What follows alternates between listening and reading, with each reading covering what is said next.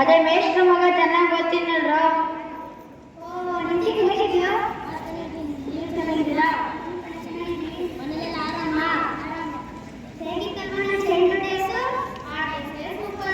ಚೆನ್ನಾಗಿತ್ತು.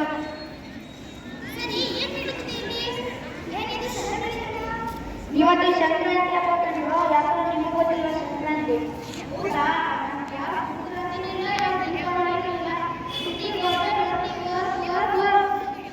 ಏನ್ ಇಷ್ಟ? ಏನು ಯೋಚನೆ ಮಾಡ್ತಿದ್ದೀರಾ?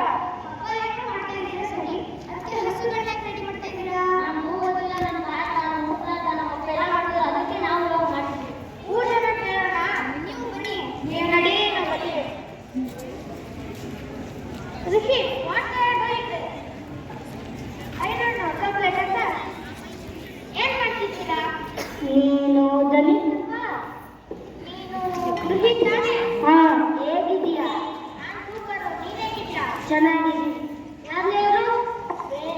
ಇವರೆಲ್ಲ ನನ್ನ ಬಾಲ್ಯದ ಸ್ನೇಹಿತರು. ಋಷಿ, ದನಿ, ಶ್ರೇಷ್ಠ.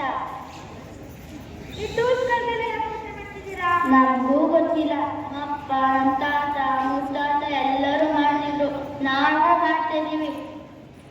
ಇವ್ರಿಗೂ ಗೊತ್ತಿಲ್ಲ. ಬನ್ನಿ ಬೇರೆ ಕೇಳೋಣ. ಸೀರೆ ರಂಗೋಲಿ.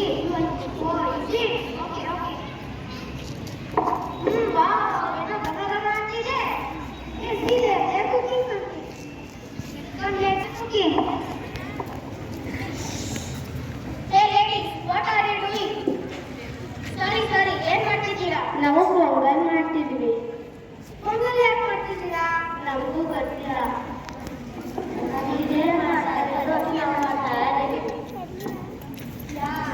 ಏನು ಗೊತ್ತಿಲ್ಲ. ಯಾಕೆ ಕಡೆ ಚೆಲ್ಲಿದ್ದಾರೆ?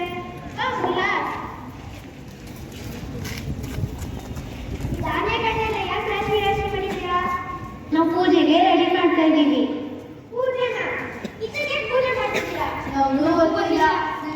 ಮಾಡ್ತಾ ಇದ್ರು, ಅದಕ್ಕೆ ನಾವು ಮಾಡ್ತಾ ಇದ್ದೀವಿ. ಗೊತ್ತಿಲ್ಲ. ಯಾಕೋ ಇನ್ನು ಇಲ್ಲೇ ಇದ್ದೀರಾ? ಅಪ್ಪ ತಲವಾಟ್ ಮಾಡ್ತಿದ್ದಾರೆ. ಅಪ್ಪಕ್ಕೆ ಅಂತ ಎಲ್ಲ ಮಾಡ್ತಾ ಇದ್ದಾರೆ. ಆದ್ರೆ ನಮ್ಗೆ ಯಾರು ಸರಿಯಾಗಿ ಕೊಡ್ಕೊಂಡೇ ಇಲ್ಲ ಕಣೋ. ಅಷ್ಟೇ ತಾನೇ. ಇನ್ನು ನನ್ನ ತಾತನ ಕರ್ಕೊಬರ್ತೀನಿ. ಎಲ್ಲ ಬಂದರೆ ನಮ್ಮ ತಾತನ ಕರ್ಕೊಬರ್ತೀನಿ. ನಾನು ನಮ್ಮ ತಾತನ ಕರ್ಕೊಬರ್ತೀನಿ. ಸ್ವಲ್ಪ ಈ ಕಡೆ ಒಂದು ಸ್ಟೆಪ್ ಒಂದು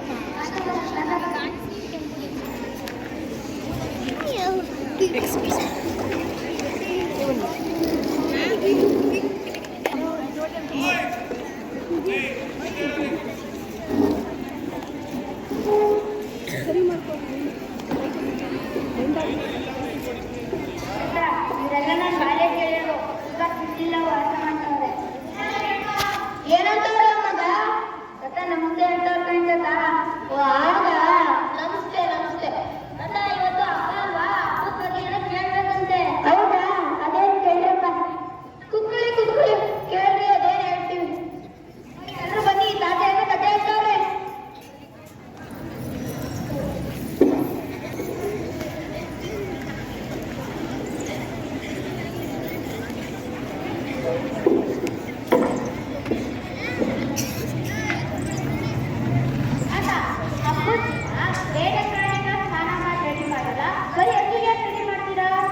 ಮಗ, ಹಸುಗಳು ಸಮೃದ್ಧಿಯ ಪ್ರತೀಕ. ನಮಗೆ ಹೊಲದಲ್ಲಿ ಬೆಳೆ ಬೆಳೆಯಕ್ಕೆ ಸಹಾಯ ಮಾಡುತ್ತೆ. ಭೂಮಿ ಒಳಕ್ಕೆ ಹಸುಗಳನ್ನ, ಎತ್ತುಗಳನ್ನ ನಾವು ಬಳಸ್ಕೊತೀವಿ. ಅದಕ್ಕೆ ಕೃತಜ್ಞತೆನ ತಿಳಿಸೋಕೆ ಹಬ್ಬದಲ್ಲಿ ಹಸುಗಳಿಗೆ ಅಲಂಕಾರ ಮಾಡಿ, ಪೂಜೆ ಮಾಡಿ, ಹಬ್ಬದ ಅಡುಗೆನ ತಿನ್ನಿಸ್ತೀವಿ. ಅರ್ಥ ಆಯ್ತಾ ಮಗ? ತಾತ, ಈ ಟೂಲ್ಸ್ ಎಲ್ಲ ಯಾಕೆ ಪೂಜೆ ಮಾಡ್ತಾರೆ?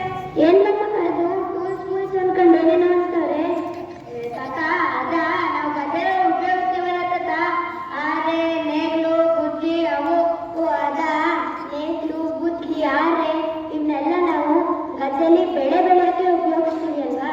ಅದಕ್ಕೆ ನಾವು ಧನ್ಯವಾದ ತಿಳಿಸಕ್ಕೆ ನಾವು ಹಬ್ಬದ ದಿನ ಅದಕ್ಕೆ ಪೂಜೆ ಮಾಡ್ತೀವಿ. ಅರ್ಥ ಆಯ್ತಾ ಮಗ? ತಾತ, ನಂದೊಂದು ಪ್ರಶ್ನೆ. ಈ ದೋಸೆ ರಾಶಿ ಮಾಡ್ತೀವಿ ಯಾಕೆ? ಪೂಜೆ ಮಾಡ್ತೀವಿ. ಈ ವರ್ಷದ ಮೊದಲು ಫಸಲು ಬಂದೈತಲ್ವಾ, ಅದನ್ನ ಉಪಯೋಗಿಸುವ ಮೊದಲು ಧಾನ್ಯ ದೇವತೆಗೆ ಧನ್ಯವಾದ ಹೇಳೋದು ನಮ್ಮ ಸಂಪ್ರದಾಯ ಕಣಪ್ಪ. ಅದಕ್ಕೆ ಪೂಜೆ ಮಾಡ್ತೀವಿ. ಅರ್ಥ ಇರ್ತದೆ ಇದೆಲ್ಲ ಅರ್ಥ ಆಯ್ತು. ಆದ್ರೆ ಪೊಂಗಲ್ ಯಾಕೆ ಮಾಡೋದು? ಪಿಜ್ಜಾ, ಜಾಮೂನು, ಚಂಪಾಕಲಿ ಎಲ್ಲ ಮಾಡ್ಬೋದಲ್ಲ. ಅಯ್ಯೋ ದಡ್ಡ, ಈಗ ಹೊಸದಾಗಿ ಫಸಲು ಬಂದಿದೆ ಅಲ್ವಾ, ಅದನ್ನ ನಾವು ಪೊಂಗಲ್ ಮಾಡಿ ದೇವರಿಗೆ ನೈವೇದ್ಯ ಕೊಡೋದು ನಮ್ಮ ಸಂಪ್ರದಾಯ ಕಣಪ್ಪ. ಪಿಜ್ಜಾ, ಜಾಮೂನು ಇದೆಲ್ಲ ನಾವು ಬೇರೆ ದಿನನೂ ತಿನ್ಬೋದು. ಆದ್ರೆ ನಾವು ಬೆಳೆದಿರೋ ಫಸಲನ್ನು ಪೊಂಗಲ್ ಮಾಡಿ ಸೂರ್ಯದೇವನಿಗೆ ಕೃತಜ್ಞತೆ ಹೇಳುವುದು ನಮ್ಮ ಸಂಪ್ರದಾಯ ಕಣಪ್ಪ. ಈಗ ಅರ್ಥ ಆಯ್ತಾ ಮಗ? ಬೇರೆ ಏನಾದ್ರು ಪ್ರಶ್ನೆ ಇದೆಯಾ ಮಕ್ಕಳೇ? ಇದೆಲ್ಲ ಅರ್ಥ ಆಯ್ತು. ನಾನು ಕೊನೆ ಪ್ರಶ್ನೆ ಕೇಳ. ಏನಪ್ಪ ಅದು? ಈ ಸಂಕ್ರಾಂತಿಯ ಹಿನ್ನೆಲೆ ಏನು? ಯಾಕೆ ಆಚರಣೆ ಮಾಡ್ತೀವಿ ಅದನ್ನ? ಸಂಕ್ರಾಂತಿ ಹಬ್ಬನ ನಮ್ಮ ದೇಶದ ಬೇರೆ ಬೇರೆ ಕಡೆ ಬೇರೆ ಬೇರೆ ರೀತಿಯಲ್ಲಿ ಆಚರಣೆ ಮಾಡ್ತಾರೆ. ಕರ್ನಾಟಕದಲ್ಲಿ ಸಂಕ್ರಾಂತಿ ಎಂದು ಕರೆಯಲ್ಪಡುವ ಈ ಹಬ್ಬವನ್ನು ಸೂರ್ಯನು ಮಕರ ರಾಶಿಗೆ ಪ್ರವೇಶಿಸುವುದನ್ನು ಸೂಚಿಸುತ್ತದೆ. ಉತ್ತರಾಯಣದ ಆರಂಭ ಇದು. ಸೂರ್ಯದೇವನಿಗೆ ಕೃತಜ್ಞತೆ ಸಲ್ಲಿಸುವ ಕಡಾವಿನ ಆನಂದದ ಹಬ್ಬವಾಗಿದೆ. ಇದನ್ನು ನಾವು ಶೀತದ ಪರಿಣಾಮಗಳನ್ನು ಎದುರಿಸಲು ಮತ್ತು ಸೌಹಾರ್ದತೆ ಬೆಳೆಸಲು ಆಚರಣೆ ಮಾಡ್ತೀವಿ. ಪುರಾಣದಲ್ಲಿ ಸಂಕ್ರಾಂತಿ ಎಂಬ ದೇವತೆಯು ಶಂಕರಾಸುರನೆಂಬ ರಾಕ್ಷಸನನ್ನು ಸಂಹರಿಸಿದ ದಿನವೆಂದು ಕಥೆಗಳಿವೆ. ಭೀಷ್ಮ ಪಿತಾಮಹನು ತನ್ನ ದೇಹಾಚಾರಕ್ಕೆ ಈ ದಿನವನ್ನು ಆರಿಸಿಕೊಂಡಿದ್ದೆಂದು ಪುರಾಣದಲ್ಲಿ ಹೇಳಿದೆ. ಕರ್ನಾಟಕದಲ್ಲಿ ಮಕರ ಸಂಕ್ರಾಂತಿ, ಆಂಧ್ರ ಪ್ರದೇಶದಲ್ಲಿ, ತಮಿಳುನಾಡಿನಲ್ಲಿ ಪೊಂಗಲ್ ಎಂದು ಆಚರಣೆ ಮಾಡ್ತಾರೆ. ಪಂಜಾಬ್, ಹರಿಯಾಣದಲ್ಲಿ ಲೋಹರಿ ಎಂದು ಆಚರಣೆ ಮಾಡ್ತಾರೆ ಮಕ್ಕಳೇ. ಅಸ್ಸಾಂನಲ್ಲಿ ಬಿಹು ಮತ್ತು ಬಿಹಾರದಲ್ಲಿ ಕಿಚುಡಿ ಎಂದು ಆಚರಣೆ ಮಾಡ್ತಾರೆ ಮಕ್ಕಳೇ. ಮಕ್ಕಳ ಒಳ್ಳೊಳ್ಳೆ ಮಾತಾಡೋಣ ಮಕ್ಕಳೇ.